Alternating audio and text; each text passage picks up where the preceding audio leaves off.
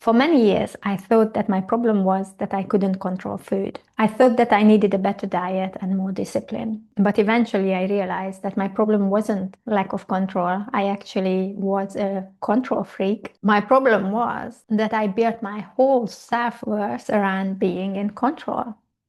And that perfect girl identity needed a break, and food provided that break. And maybe your identity is the good daughter, the high achiever, the responsible one, the one who holds everything together, the one who helps everyone, or the woman who is always trying to be more successful, calmer, nicer, thinner, or healthier. Different labels, but the same exhausting belief: I'm only safe, worthy, and lovable if I get it right.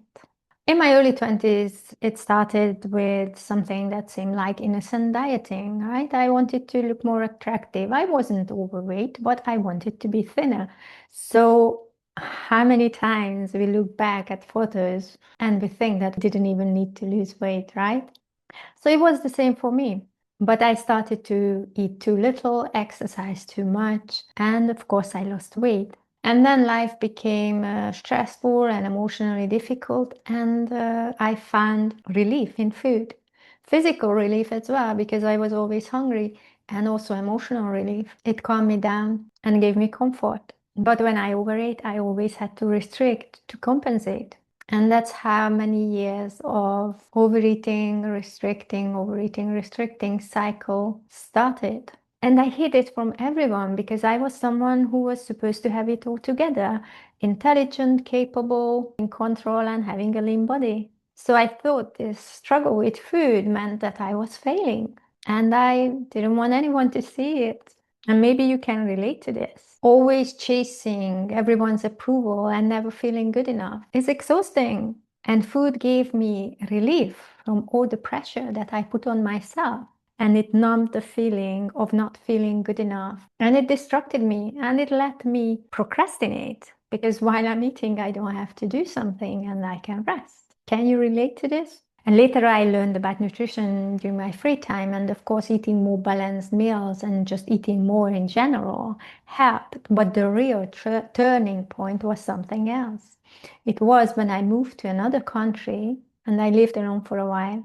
For the first time ever, I had enough quiet time to think about things and notice things like, who am I when I'm not trying to please everyone around me? What do I actually enjoy? What do I want my life to feel like? And I had to do difficult things on my own. And then little by little, I proved myself that I can do hard things. I'm good enough. And not because I perfected myself, but because I can trust myself, that I can do stuff. Some of the old dynamics in my life taught me that I have to always adapt to changing demands, to perform and please others. And living alone let me loosen that role or that identity and make choices that were actually mine. And as I started to live more truthfully, my life started to expand and I started to enjoy my life more. And food stopped needing to be an emotional crutch or an emotional support. And then the overeating, the binging faded away. This is an important thing to understand, that there is always a good intent behind overeating or binge eating. Your body wants to give you something that you are not getting, and accidentally food became the solution. And this good intent could be numbing your feelings, giving you safety, rest, creating a physical buffer to hide your true self when, for example, you had some trauma in the past, or just giving you energy and grounding. Grounding, for example, when you are overwhelmed by all the energy you are getting from all the people around you when you are empath or an introvert. Or food can be a rebellion. Overeating could be a rebellion against rules too. So there is always a good intent behind overeating. You are always trying to get something, and food became the solution for that something. But when we get that something in other ways, food becomes less important. Now let's go back to my perfect girl cycle, because maybe that's something you can relate to. So it has three parts. Number one is the rule, I must get it right. So you have rules about food, body, productivity, emotions, and being easy to love. You believe mistakes are evidence that something is wrong with you. The second part of the cycle is the pressure that I can never switch off. The constant self-monitoring is exhausting. You are always performing, fixing, anticipating, pleasing, and trying not to disappoint. And the third part of the cycle is the positive intent that we talked about. In this case is I need relief now. Food becomes the fast way to stop performing. It offers comfort, reward, numbness, escape, or a moment where you don't have to be good, where you don't have to perform, because no one sees you. You are alone with the food. And this is a three-step process how to get out of this cycle. The first step is see it differently. What looks like self-sabotage, like overeating, binging, is often self-soothing. There is nothing wrong with you. You just adapted in a way you could.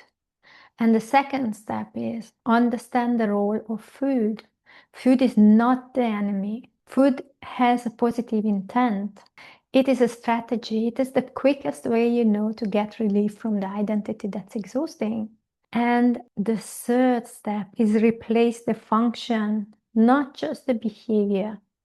Instead of removing food, creating food rules that I can't eat that, I can't eat that time, I can't do this, can't do that, we create other ways to give ourselves what food provides and shift the beliefs that don't let us do these things. Now let's do a little exercise. Think back to a time when maybe at the first time food gave you something emotional. You can close your eyes if you want to and think about it. Maybe it was comfort after a hard day in school. Maybe it was when you felt frustrated because you couldn't do something. Maybe you always got food when you fell and hurt yourself or you cried. Maybe food was always a reward if you did something well, or food was always celebration and food made you feel loved. Or maybe eating in secret was the only time when you didn't feel judged, criticized, pressured, or watched. And that moment is important because it gives you information. It tells you what you were missing, what your younger self needed, and what your current self is trying to get from food.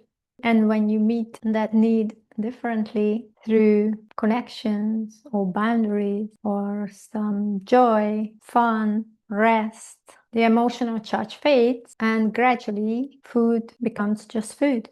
I also want to guide you through another small little practice. Take a moment and think about this sentence. What do I believe that I have to do in order to be worthy, safe, accepted, and in control? Maybe for you it's to eat perfectly, or to never disappoint anyone, or look a certain way, or always be productive, or never need help. You can do everything on your own and be the strong one. What is it for you? What do you believe that you have to do in order to be worthy, safe, accepted, or in control? And now ask yourself, what has this rule cost me? What is the price of this rule? Is it feeling overwhelmed, tired, stressed, binge eating, overeating? What is the cost for you? And now maybe say it with me or just think it with me. This rule may have tried to protect me, but it is no longer serving me. Let's take a deep breath together. And then say, I release the need to be perfect in order to be worthy. I choose one small act of self-leadership instead. And what could this self-leadership step be? That could be eating a meal without compensating afterwards, resting, saying no once to someone, expressing a preference, or letting an imperfect day remain just an imperfect day. And the opposite of the perfect girl is not the woman who gives up. It's the self-led woman, someone who can nourish herself, who can feel her feelings, make imperfect choices, and return to herself without punishments.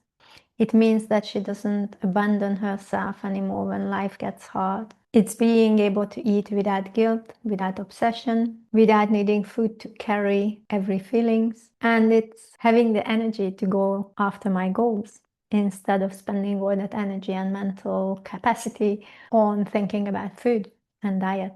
And if this talk helped you recognize that your food issue is related to an identity that you have outgrown, I created a free mini course, email mini course for you called Outgrow Emotional Eating and Binge Eating.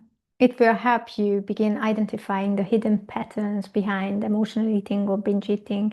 It will help you discover what good intents behind eating and what you really need that you are trying to get from food. How to take the first steps towards creating freedom and relief without needing to control, restrict, or punish yourself. You can access it through the link below, and I hope you will enjoy these resources, and hopefully I see you soon. Bye.